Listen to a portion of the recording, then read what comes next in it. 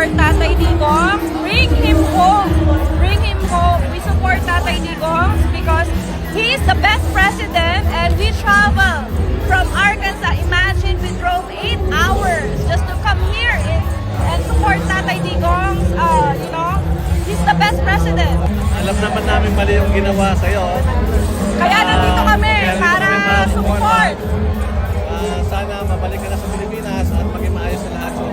We are so proud to be here this afternoon to celebrate Tatay Digong's birthday, and for us, he is the best president that the Philippines has ever had.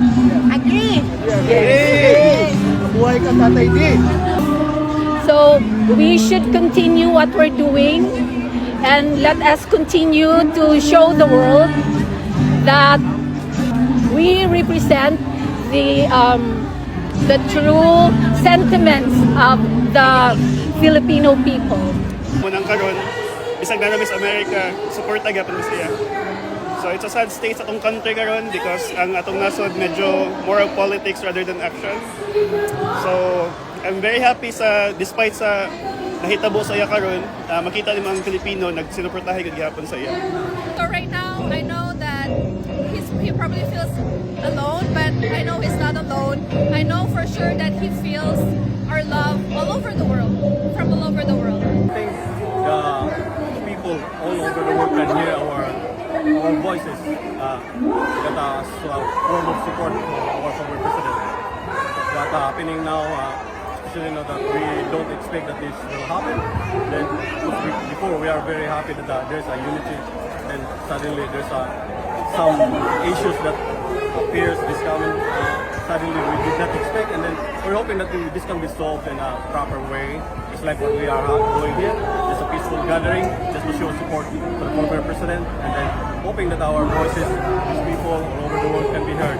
My name is Audrey Petican Duterte. My name is Nico Duterte. We would like to thank all the people who have joined and attended Tatay Digong's 80th birthday. All around from Texas, even some people flew from Canada and Arkansas. This is just a short notice, but as you can see, we have a good turnout. People really supported and loved Tatay Digong. So in behalf sa mga nanonood, if you can't make it, thank you so much for the support through your cash gifts and other na mga non-tangible gifts. Salamat po talaga. Food, time, and then the talents who participated to make this event a successful one. Tatay Digong, nandito po kami. Lahat dito sa Houston, Texas are always praying for you. At sana po maramdaman nyo ang aming mga dasal. At of course, we will always support you sa pagtulong nyo sa Pilipinas. Sumangat sa lahat ng problema natin. Thank you, Tatay Digong.